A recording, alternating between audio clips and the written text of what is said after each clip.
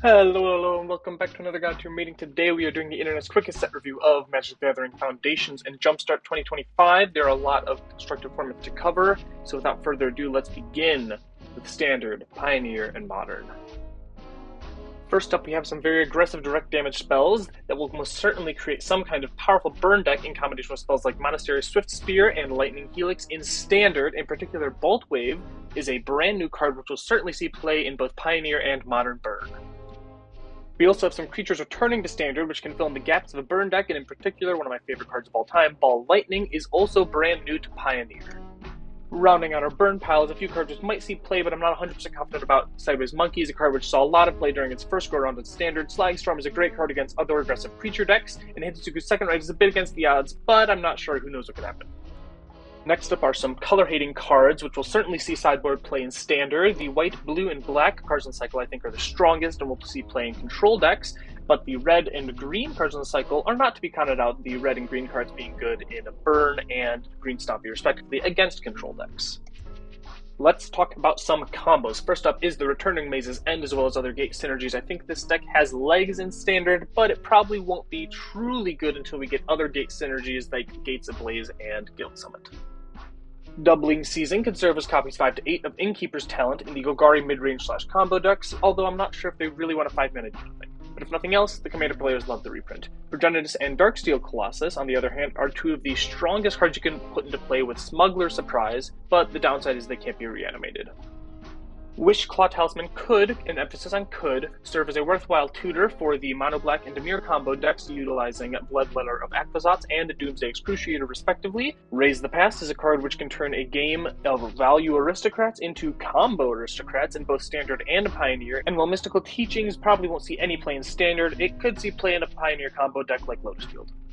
Out of the frying pan and into the fire, let's talk about some tribal decks. First off, we got Elves. There are two Elf Lords which will certainly see play as 4-ofs in any Elf deck, the Albatross Druid and Imperious Perfect, and Dwynnin, which will possibly see play as a 1-of or 2-of. Complementing the Lords, we have a Mana Dork which will see play in every green deck, a Mana Dork which will see play in every Elf deck, and a sideboard card which will see play in every Elf deck. Next up are some Goblin cards which won't see play in current Standard, but are certainly worth keeping an eye out for in case we get any more synergies down the road. We've also got a Soldier card, which will synergize with all the Soldier cards from Brothers War, as well as the two most powerful Angel synergy cards. A Soul Sister, which could see play simply because it's a rabbit. A powerful Merfolk reprint, which simply lacks the tribal synergies that it needs at the moment. And Soulstone Sanctuary, a land which I'm not quite sure what to make of, but I'd like to keep my eye on. Next up are some cards which can combat the powerful aggro decks in the format, like Dual Prowess, and Crystal Barricade in particular is a card which I think could see play if the burn deck takes off like I hope it does. Refute is a cancel variant which could see play in Standard, and Abrid and Massacre Worm are two very powerful mid-range reprints. Scavenging Ooze and Primal Might are two cards which would certainly see play in green-based mid-range decks, in particular Green Stompy. Last but not least, to round up our non-eternal 60-card formats is Opt and Vengeful Bloodwitch, Opt being a card which is probably going to see play in any blue Spellslinger deck, and Vengeful Bloodwitch being a great card for aristocrats.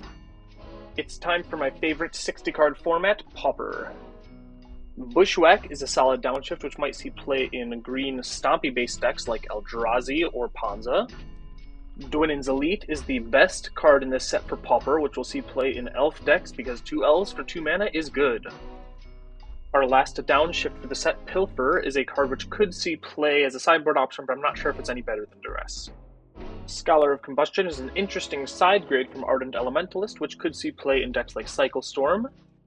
And Shardless Outlander is a card which would be instantly played everywhere if its basic land cycling ability only cost 1, but as it is, it still could see play in some decks, but unlikely.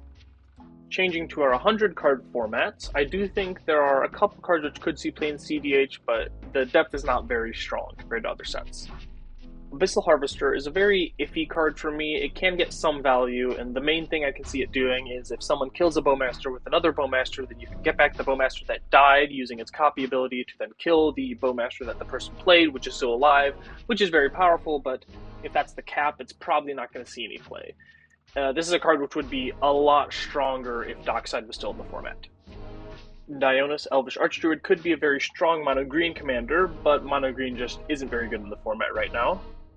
And Tiny Bones Bauble Burglar is pretty mediocre as a commander, but if you pair it with Wheels in a Grixis shell, then you could guarantee that you win the turn you wheel by stealing your opponent's hands.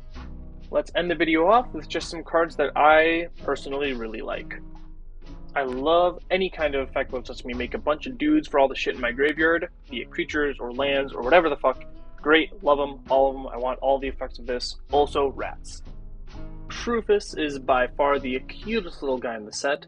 I just love him, look at his little eyes, adorable, and I'm so excited to build some shitty saplings and fungus. Slinza is the Gruul commander that every Onslaught Beasts tribal player has been longing for, and we even get a second copy of Wirewood Savage to go along with it. All we need now is a good Kavu commander, and I'm set. And Zul Ashore is a zombie commander, which I'm very excited to turn my Yisa and Yeralf commander into. And last but not certainly least is a shout out to my favorite card art from the set, Fular Gigantosaurus, and my favorite card name from the set, no, not Ozox, it's Jumblebones. This has been the internet's quickest set review of Magic the Gathering Foundations and Jumpstart 2025. Please let me know what your thoughts are. If you have any disagreements, agreements, anything you're super excited for, put it down in the comments. Hope you enjoyed the video. If you did, stick around and watch another one.